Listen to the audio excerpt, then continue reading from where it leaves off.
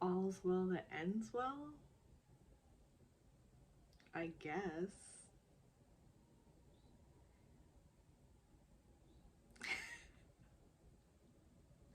I don't know, that's kind of my takeaway from what I just watched.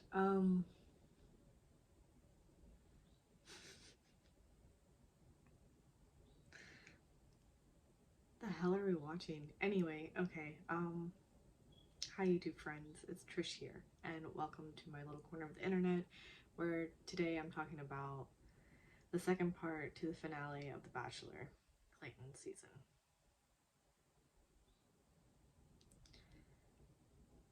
Well, Gabby won the night. Are you really not surprised at this point? She's truly just,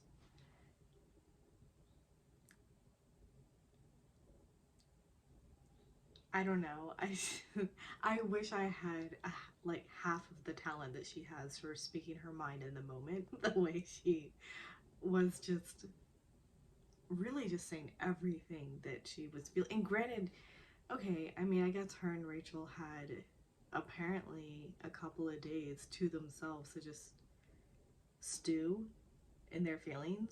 So by that point, I think you pretty much know how you feel. So, you know, there's also that, but still, I mean, you know, and it's not just Gabby, Rachel as well. She was able to still convey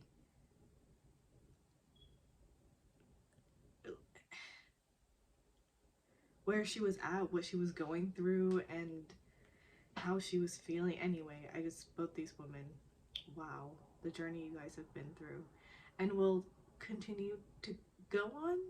Um, I'm happy to hear. That did not sound. I am. I mean, I'm happy for both Gabby and Rachel that they will be our new bachelorettes.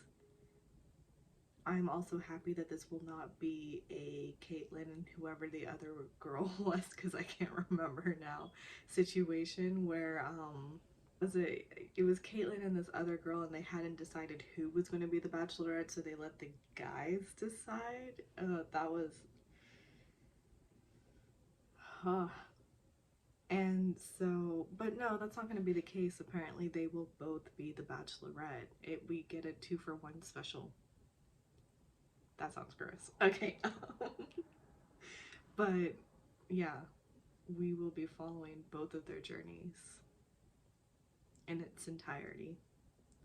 And apparently they don't even know how they're going to structure this show, so wow, this upcoming Bachelorette season is going to be a shit show. It's seriously just going to be completely, oh my god, it's about to be a mess. But I am happy that they're both going through it together for, I mean, I'm sure there are many reasons, but one of the main reasons that's coming to mind is at least they have each other. Kind of like how Jesse had said that, well, you guys are sort of bonded together for life now because of what we watched. And in a weird way, sure, I guess, but you know, it at least they will have each other in this journey, because I don't see Jesse being the type of host that feels like a confidant for a woman to go to when she's sort of struggling through, you know, what she's going to have to struggle through. Um, okay, so that second part finale. Well, he did what I was hoping he wasn't going to do. He went and talked to Susie before notifying Rachel and Gabby of where he was at and what he wanted to do. So that was frustrating to watch, but weirdly satisfying when Gabby pointed that out to him during their break. Well, they'd already broken up at that point. You know, it was just one of those post-breakup conversations. I really just, oh my god.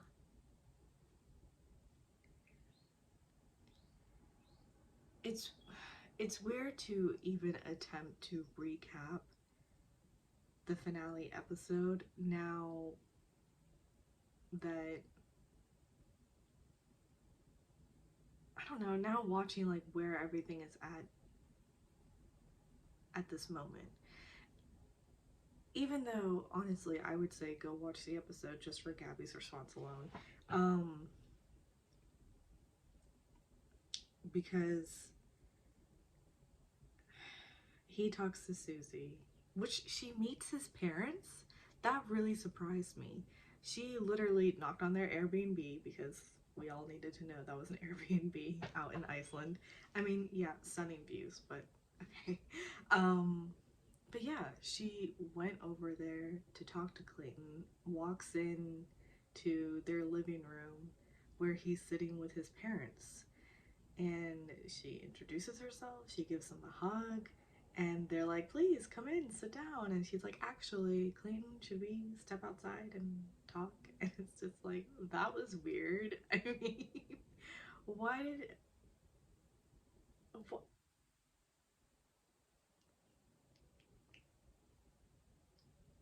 anyway, and she hears him out, and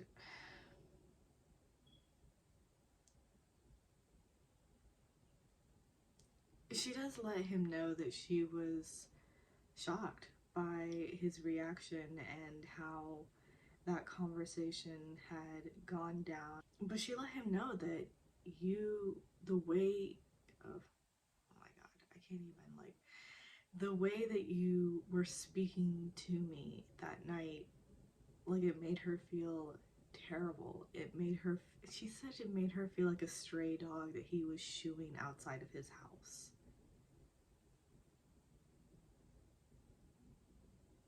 I mean, I get it. Like, I can see how, but wow, to put it in those words, it's just, oh man. But she said that you made me question my intuition and you made me feel like I was wrong or it was bad, or, and that's what was the heartbreak for her, is sort of seeing this side of him. And not even just seeing this side of him, but how he made her feel that night. And all Clayton says is that he's sorry he let fear take over. He was scared that he was losing everything, and when she left he felt lost. Like he lost everything. I think he went into the conversation in an ITM talking about, what line did he throw? Oh, you don't know what you have until you've lost it, or something like that. Rom-com Clayton lead is still going on, I see. Anyway, so she asked for some time to really think over everything. Like, she just, in that moment, doesn't know what to say. She needs time. So he's like, cool, I can do that. And apparently, a day or two goes by in the interim of Rachel meeting his parents, if she was the last person to go, meeting his parents, and then we see Rachel and Gabby together. It's still together. I guess they still don't have their own rooms. Um, and they're sitting and chatting about just wondering what's going on. And, they're like, yeah, I don't know anything. It's been a couple of days. Rachel's like, have you been on a date? And Gabby's like, no. So yeah, they just don't know anything. And Clayton's walking into the hotel down the hallways, and I'm just like, this is not happening. Like, he's not about to address both of them at the same time. Please don't talk. Don't tell me that that's what's. And he walks in and he sits down on the couch next to Rachel. Why did he think that that was okay? Like, why did he think that that was the way I should do this? And he claims to have loved these girls.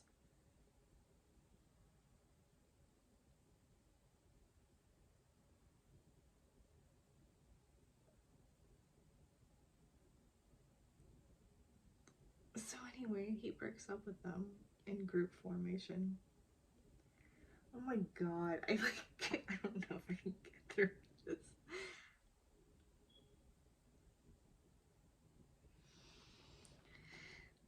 His one, like,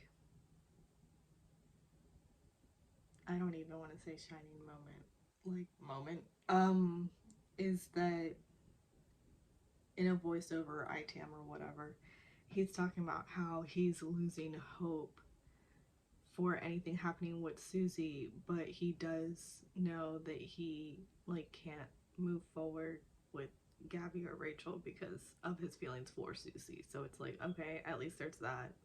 But dude, who told you to do this? Like, I hope a producer told him to do this at this point. I hope that this was not his decision. And a producer was like, yeah, you should just, go in there. They're sitting, they're chatting. You might as well just go in there and tell them right now.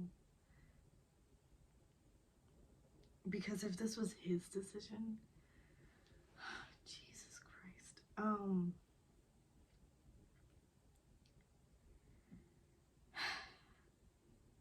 It, his part was actually pretty short over here. I think he said something along the lines of like, you both deserve all the love, and I'm coming to a point where I can't give that to you, is like basically what he was saying. And Gabby, well, oh my God. Rachel, like, progressively it's dawning on her, and I mean, she's just the queen of facial reactions, and eventually I think she puts her head in her hand as well, because it's like, what else are you to do? Just processing what's going on. But Gabby is like, okay, I have nothing to say to you other than, like, you really need to consider our position and put yourself in our shoes. But I have nothing to say. And she's, yeah, she just gets up and walks out.